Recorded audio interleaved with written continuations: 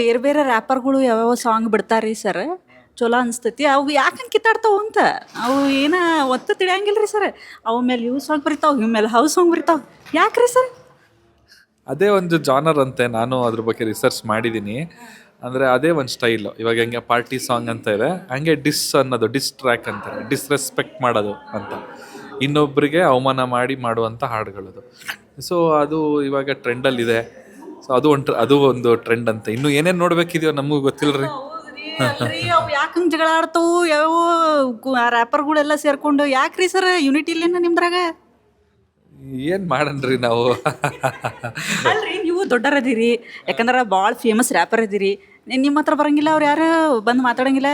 ಅಲ್ರಿ ನಮ್ಮ ಮಾತು ಕೇಳೋ ಅಂತಾರೇನ್ರಿ ಅವರೆಲ್ಲ. ನಮ್ಮ ಮಾತೆಲ್ಲ ಯಾರು ಕೇಳಲ್ಲ. ಈಗೆಲ್ಲ ಅವ್ರವ್ರ ಜೀವನ ಅವ್ರವ್ರಿಗೆ ದೊಡ್ಡದು, ಅವ್ರು ಮಾಡೋದು ಅವ್ರಿಗೆ ದೊಡ್ಡದಿರುತ್ತೆ. ಸೊ ಹಾಗಾಗಿ ಯಾರಿಗೂ ಬುದ್ಧಿ ಹೇಳುವಂಥ ಅಷ್ಟು ದೊಡ್ಡವನಲ್ಲ ನಾನು.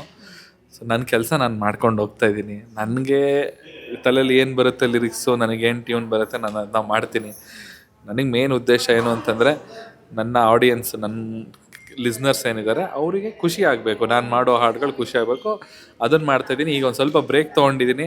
ಖಂಡಿತವಾಗ್ಲೂ ಬರ್ತೀನಿ, ಒಂದು ದೊಡ್ಡ ಪ್ರಾಜೆಕ್ಟ್ ತೊಗೊಂಡು ಬರ್ತೀನಿ ಒಂದು ಕಡೆ. ನೀವು ಯಾರ್ದಾರ ಮೇಲೆ ಬರ್ದಿರೇನ್ರಿ ಸರ್? ಹಂಗೆ ಕಾಲೆಳೆ ಅದು ಇದು ಈ ಟಾಂಟ್ ಕೊಡೋದು ಅವೆಲ್ಲ ಬರೀತಾರಲ್ರಿ ಸರ್, ನೀವೇನಾರು ಬರ್ದಿರೇನ? ಪ್ಲ್ಯಾನ್ ಮಾಡಿದ್ರೆ ಮುಂದೆ ಬರೆಯೋಕೆ? ನಂಗೆ ಬರಲ್ರಿ ಆ ಥರ ಬರಲಿಕ್ಕೆ. ನನಗೆ ಆ ಥರ ಬರೀಕ್ಕೆ ಬರಲ್ಲ. ಪಾರ್ಟಿ ಗೀಟಿ ಮಾಡೋದು ಹೇಳ್ರಿ ಬರಿತೀನಿ, ಇನ್ನು ಒಳ್ಳೆ ಹೀರೋಗೆ ಬಿಲ್ಡಪ್ ಕೊಡೋದು ಹೇಳ್ರಿ ಬರಿತೀನಿ. ಹಿಂಗೆ ಬೈಕೊಂಡೆಲ್ಲ ಬರೆಯೋಕ್ಕೆ ಬರಲ್ರಿ. ಅದೇನೋ ಮನಸ್ಸೇ ಬರಲ್ಲ ಬರೆಯೋಕ್ಕೆ.